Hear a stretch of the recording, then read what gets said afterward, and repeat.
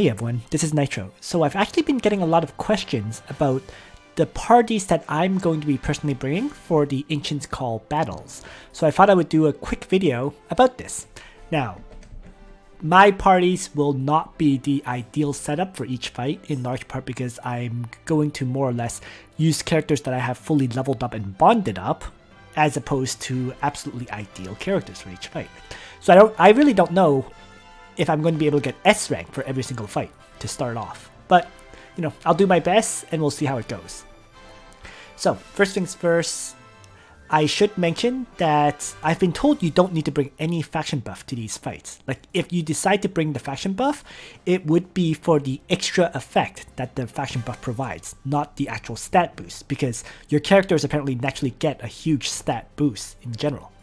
That overrides the faction buff effect, in fact. So, let's start with the first boss, which is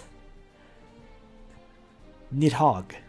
So, for the Poison Dragon, I will be using Princess and Yeles Legends characters. So, it's going to be Tiaris, Luna, Liana, Lana for my core 4 characters.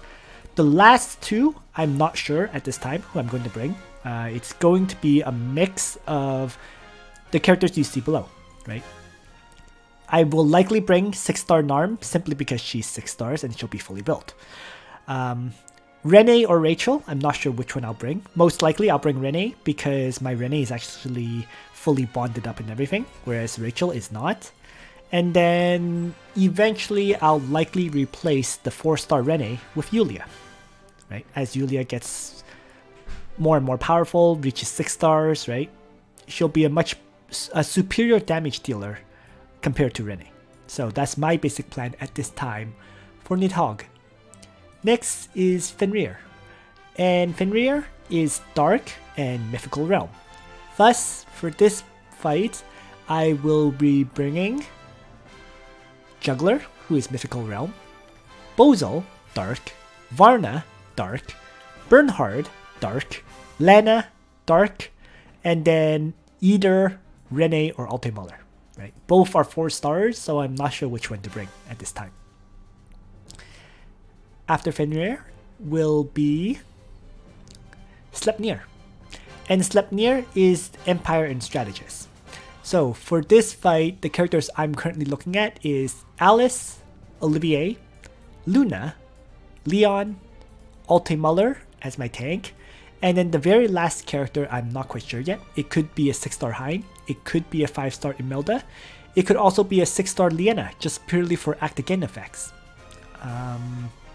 I personally cannot use Elwyn or Lanford because in the case of Elwyn, I don't have spirit boots to give him. Basically for this fight, apparently you can't have your melee character in the same line as Sleipnir, or else you're going to take massive damage. So spirit boots, which allows you to attack and retreat, will be key if you want to use Elwyn. As for Lanford, he can buff up the damage of other characters, and he does have the shoot skill, right? That allows him to attack and retreat and so on. So that's why Lanford is another character that is preferred for Sleipnir.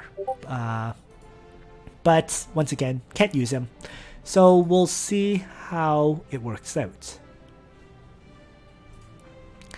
Next, so after Sleipnir will be Jormungandr.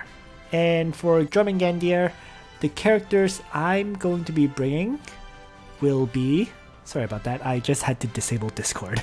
Okay, but for Jormungandr, I will be bringing Meteor and Origins characters. So, Juggler, Tiaris, Luna, Sophia, and Zerida.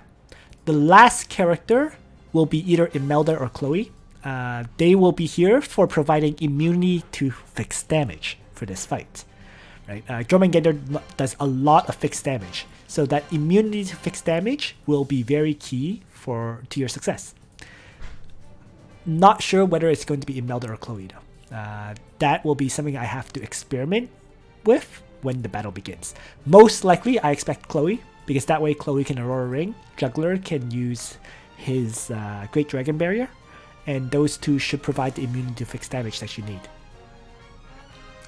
continuing on. So, after Jormungandr, we'll be on the very last Ancient's Call battle, which is Hugin and Munin.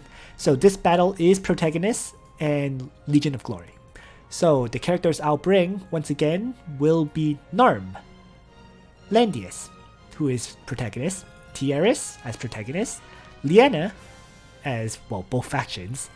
Varna will be brought purely to apply mass attack. She's not here to do damage, she is here to mass attack your characters so that they will be immune to debuffs. And the last character will be Matthew. So that is, at least that's my current plan.